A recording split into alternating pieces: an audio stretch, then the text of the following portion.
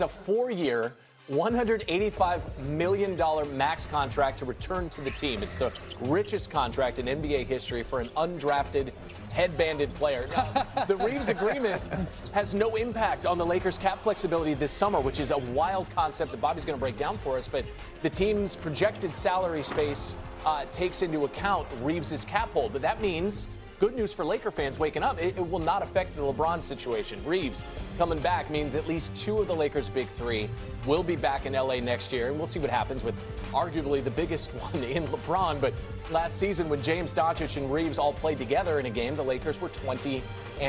Smaller sample size, but that .690 win percentage would have been 4th best in the NBA. Brian, Austin Reeves goes from believing or worrying that he was out in L.A.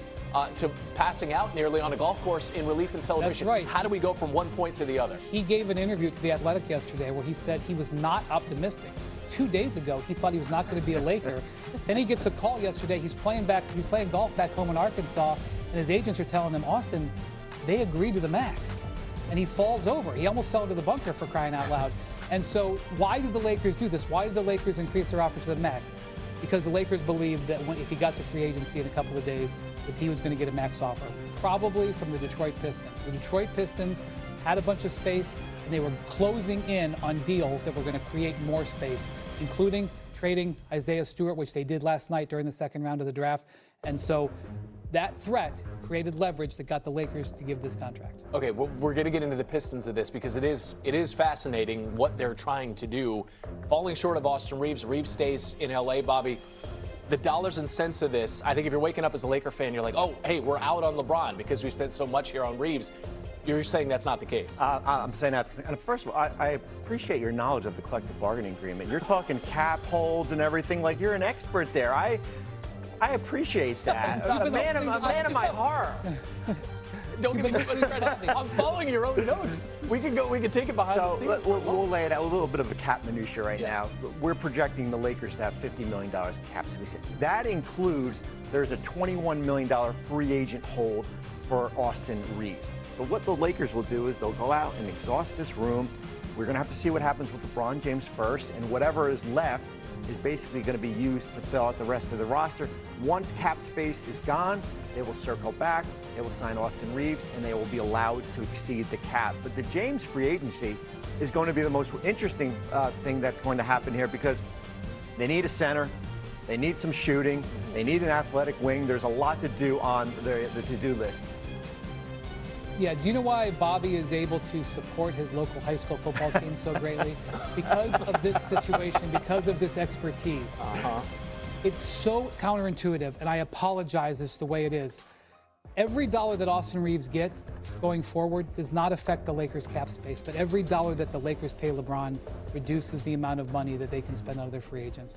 It's crazy, I know, but it is. And so the Lakers has to come to LeBron and say, LeBron, you may have to take less money so that we can build up the team, but they Reeves, and they can make that as an accurate statement. All right, I want to get to Tim because you mentioned the Lakers build now moving forward. Why, Tim, is this summer so pivotal for the Lakers now that these 2 pillars are locked into place? Because this is the one summer that they get to spend with cap space. You know, Austin Reeves is on a cap hold. That max contract kicks in next year. This is the summer that they look Luka Doncic in the eye and promise, hey, we're going to have flexibility with talent, with a supporting cast, essentially. This is the one time they've got a chance to spend to upgrade that rotation, and LeBron James is part of that, but he's part of that on a temporary basis. He's 41 years old, so they have to get LeBron, if he's going to be back, to take a salary that gives them the opportunity to go out and get other players. They've got to have a link. They've got to have athleticism. They will have an outstanding offense with Luka Doncic and Austin Reeves. You better put elite defensive players around those guys if you want a chance to contend for championships. They have to do that this summer. Randy, there's so much nuance based in the situation. Like, for example, when Kobe was at the end of his career with the Lakers, they gave him a 2-year contract that was for huge dollars, like almost $60 million. Yeah.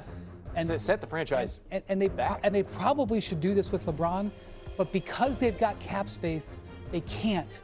Like, I know that this is like why does this make sense? So if you're LeBron, you're saying, So you're saying to me that I might have to take less money because we have cap space?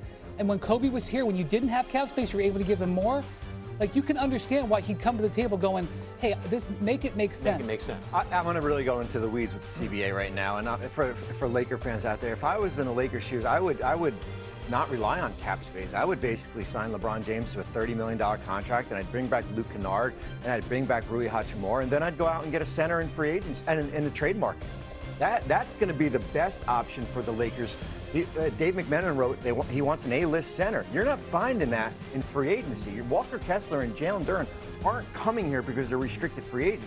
Go out and use your 2 first-round picks in 31 and 33, and then target a center to bring back. Mitchell Robinson, who has had good moments in New York, he's not a full-time center. He's a part-time. He's a rotational player. Getting notes about your NBA champion, Mitchell Robinson? NBA champion. Bobby just gave a free consultation that would be very valuable to many NBA teams, is what I'm just saying. Specifically the Lakers. We have more. News overnight, seriously engaged. Those are the words in trade talks with multiple teams aggressively pursuing star point guard LaMelo Ball. According to Shams, trade talks surrounding Ball have picked up steam, and a potential trade could develop in the next 24 to 48 hours. Ball has 3 years left on his contract, is eligible to sign a 2-year, $119.2 million extension on July the 6th. That's Austin Reeves money. That's how we're categorizing that. Well, you just made Austin's day saying that. I think Austin made his own day. Why don't we start with Windy, or perhaps his agents did. But let's start with LaMelo Ball. What more do we know about this morning? Yeah, so this is a bit of a pinch point for the Hornets. The Hornets have this situation where they're coming off a season where he's been healthy. He hasn't been this healthy in years. His value has not been higher. They are sort of quasi-pivoting to Con Knippel as their franchise player, the guy they want to build around. And there's these teams out there that were interested in either Jaylen Brown or Giannis Antetokounmpo, who are interested in a big splash acquisition. So there's a bit of a market for him. So I wouldn't say this is a guarantee to happen, but I definitely think the Hornets are trying to see what the market for him is. As for what the market would look like, Tim, I want to go to you. What teams, you hear this from Brian, what teams make the most sense in your opinion? Well, the team that you're hearing about the most from people around the league is the Minnesota Timberwolves, and it's no secret. They've been star hunting in the last handful of transaction cycles. They don't have a lot of assets in terms of future picks, but they've been trying to find that co-star to pair with Anthony Edwards. There's definitely interest there. There are other teams involved, but again, the Timberwolves are the team that you're hearing the most about. So it wasn't, I mean, the co-star was not Julius Randle, it would appear, right? He's out of Minnesota, Bobby, but what sort of trade could we be looking to see here? Well, I think it's interesting with Minnesota, who Julius Randle he's been traded to Brooklyn as part of his deal, and they've agreed to a deal on Ayo Dosunmu here. How do you get the money to work? Is it Rudy Gobert? And that takes away another big, Naz Reid. So here's a player making $36 million in LaMelo Ball. You've got to get up there around $30, $31, $32 million. A team that doesn't have draft assets here. So the mechanics would have to be creative from the Timberwolves' perspective. I think the LaMelo stuff is fascinating just because of, here's a player that's played 72 games last year. It's only the second time in his career. So availability matters. A lot of the success in Charlotte last year because they were healthy. And if you're in that front office, you're looking at it thinking, can he do that again? Can he play another 70 games, or is this the time to take advantage of what may be a market of teams looking for point guards? We were talking about this in the pre-show meeting, Wendy, and you were talking about the popularity of LaMelo Ball. That perhaps is outsized compared to what we see on the floor, but at least we did see him on the floor, 72 games. Yeah, he averaged less than 30 minutes a game. They reduced his minutes to help manage his health. Look, LaMelo Ball is not for everybody. Right? Not everybody is going to look at him and see as a guy who fits, but I can kind of see why Minnesota is looking at this here, because if you put LaMelo Ball out